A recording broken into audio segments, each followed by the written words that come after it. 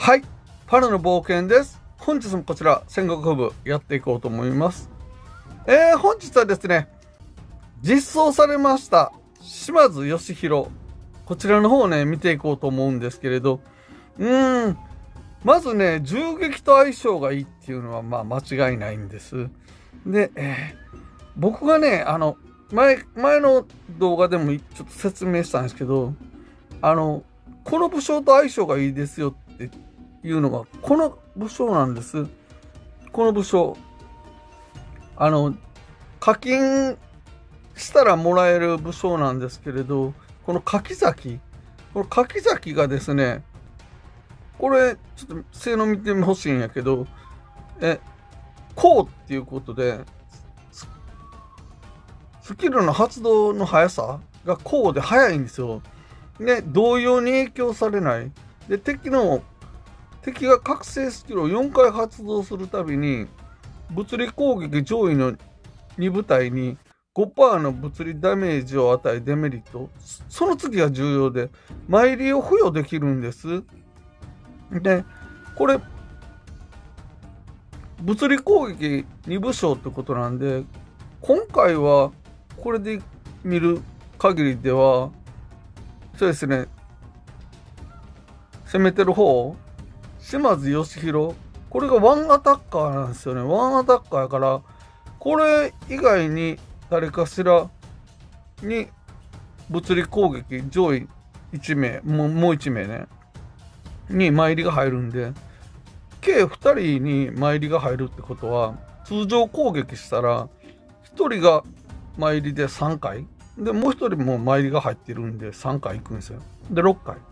この柿崎とものすごく相性がいいっていうことなんですよね。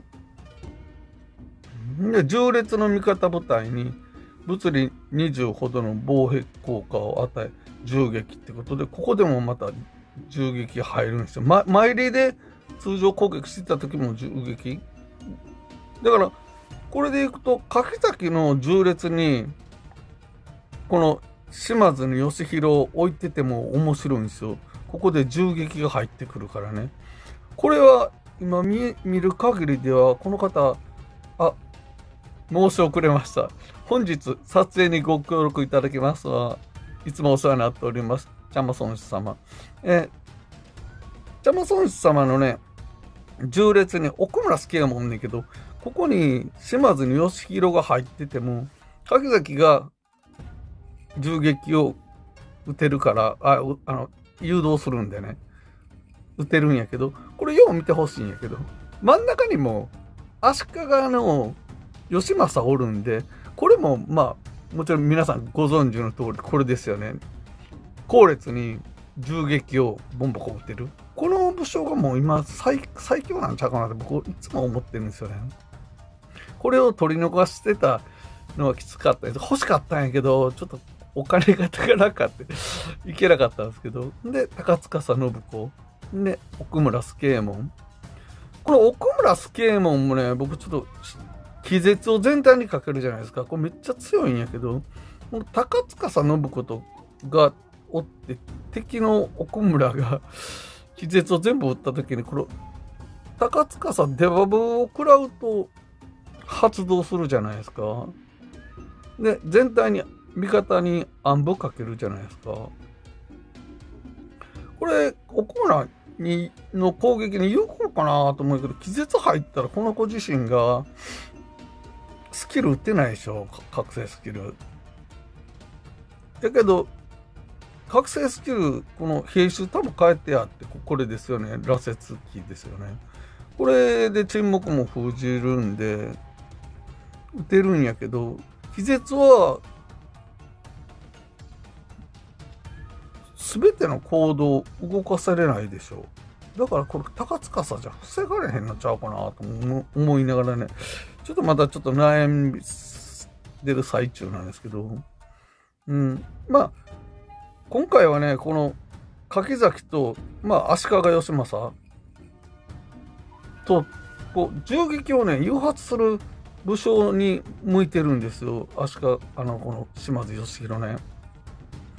で、生き残ったら手が遅いんで、生き残ったらものすごい強いんやけど、生き残らんかったら、こうなってくるとワンアタッカーやから厳しい。で、この後ろにね、本田忠勝いるんで、こういう銃撃部隊的なもんでは、秀光はいないんやけど、あえて秀光なしでいってると思うんですね。長期戦にもつれ込んだ時よりね。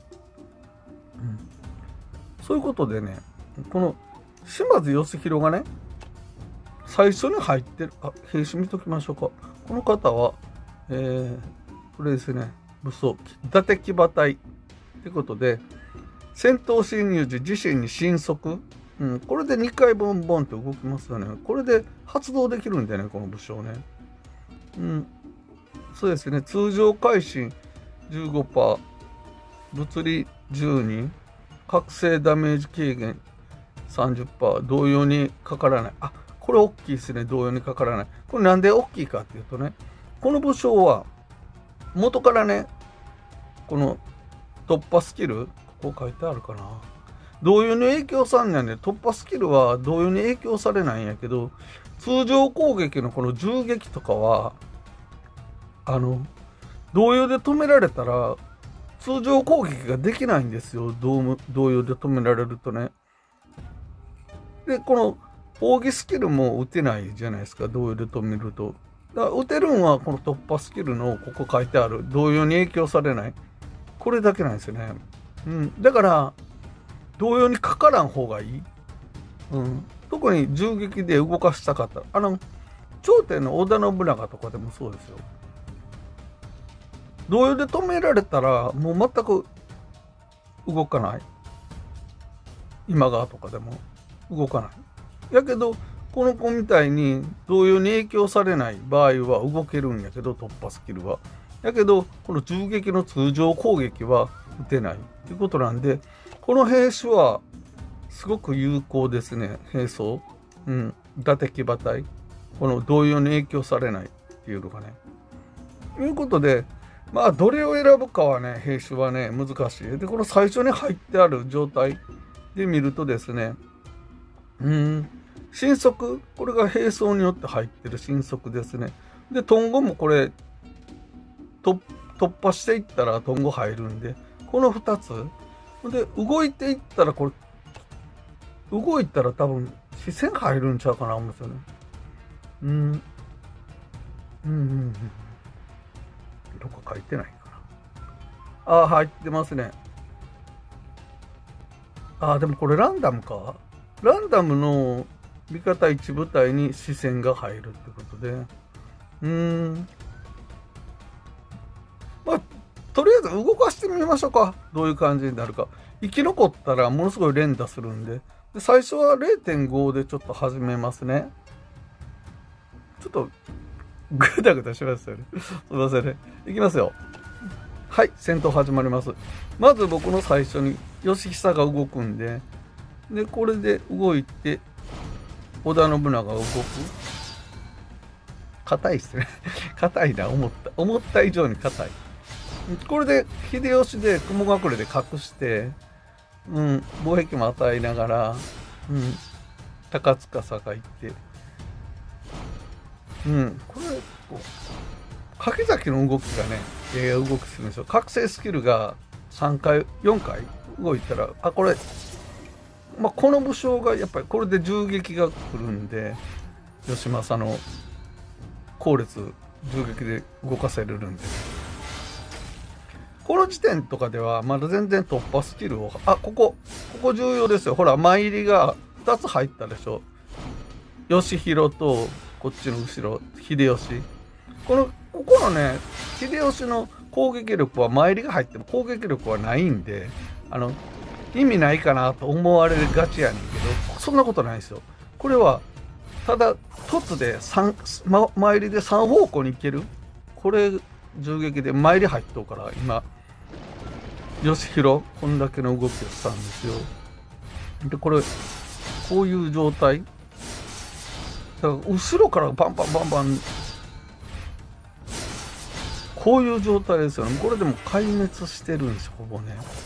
前はほとんど受け付けてないような感じなんやけど、これでもう圧倒的にね、やられるんですよ。これ、この、普通に銃撃、僕言ったじゃないですか、前回の動画で。普通のこの通常の銃撃っていうか、前突撃する、これだけでもごっつい強いんちゃうか、って。で、この子自身に前入りを自分で打てるんやけど、それ扇スキルやから遅いって言ったじゃないですか。やけど、こうやって柿崎、あの時も言ったけど、柿崎がいったら、絶えずマイルを入れれる。ね、今回は秀吉やけど、これが秀吉じゃなくて、本田忠勝とかいうアタッカーやったら面白いなぁ思って、本田忠勝も味方が通常攻撃をしたら突破スキル打つんでね。だけど、まあ、ここみたいにアタッカーが義弘の場合は、秀吉の雲隠れで隠してしまうっていうのもありですよね。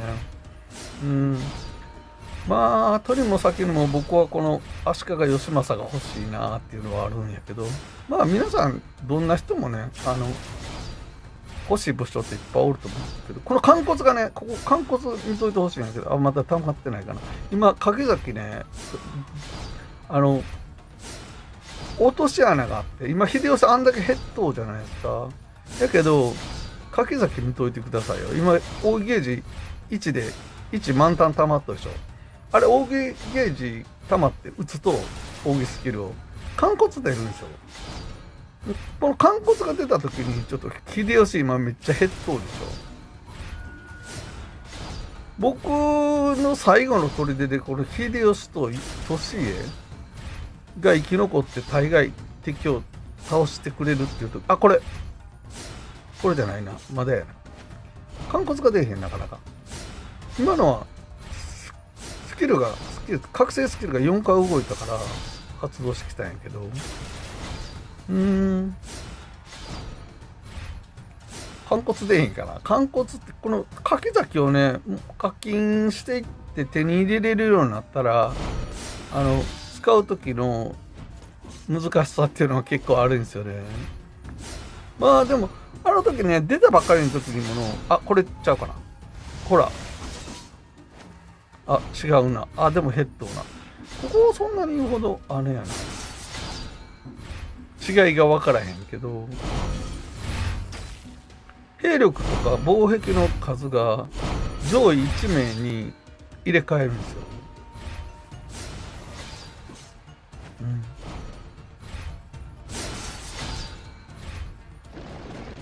あの時もね、山形正景とこの掛崎、こうかな。これ今出ましたよね。見ました ?2300 で、とか、防壁が2300で、兵力も2300。秀吉一気に増えたじゃないですか。これがね、どういうことなんやろうなっていうね。これが肝骨なんかなっていうことなんですよね。肝骨でやっと倒しかけた秀吉がこうやって生き残るっていうこともあるんですよね。あったよね。今これ見る限りね。これちょっと運営さんどないかならへんかなって思うんやけど。まあ僕の方やからありがたいのはありがたいけどね、僕はね。こういう感じですね。まあね、謎が謎を呼んでることはようあるんですけど、まあ、これで見る限り、これ参りが入っとってね、ずっと。まあ、今、肝骨出て、今度逆に柿崎の方が増えて、秀吉の方が減りましたね。これが本来の肝骨の強さなんですよ。ちょっと飛ばしていきましょうか。0.5 やったら遅いな、これでいきましょうか。これで秀吉が倒れたら、もうあとはちょっと弱いですよ。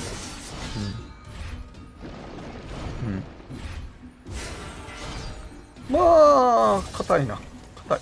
でも、まあ、最初にね、島津義弘倒してしまえばだけのことやねんけど、なかなかね、当たらない。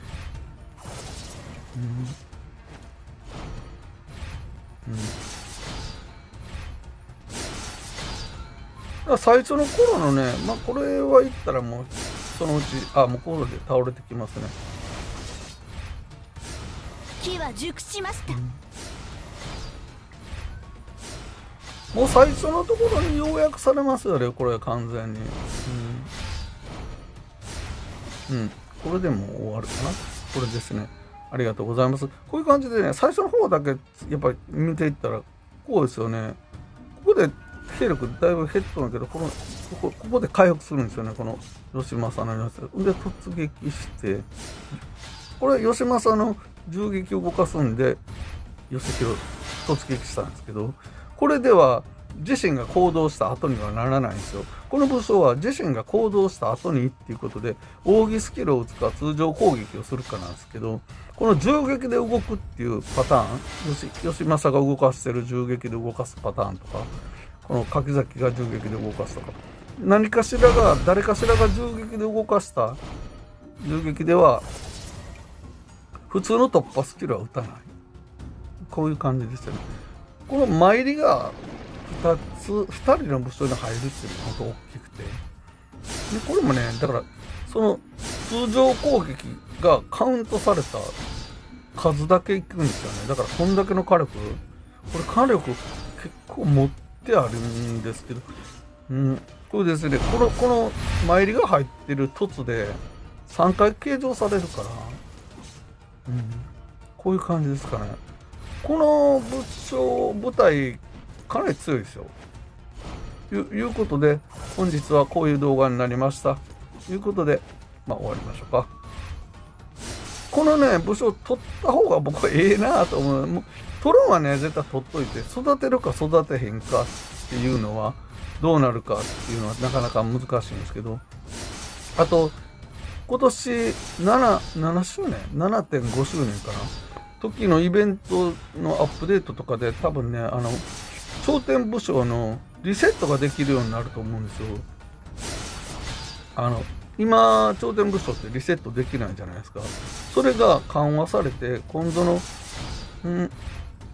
アップデート今度じゃないな。周年のアップデートぐらいで、年末とかのね、アップデートで、この頂点武将の、リセットができるようになる。新たに突破するのに使ってた素材をでも戻ってきて、作り直せる方かな、新しい武将に。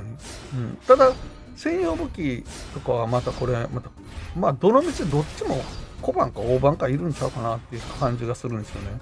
でもこれまだ正式に発表されてないんで、なんとも言えないんですけど、運営からは一応そういう回答をいただいてますっていうことなんです。ということで、本日はどうもありがとうございました。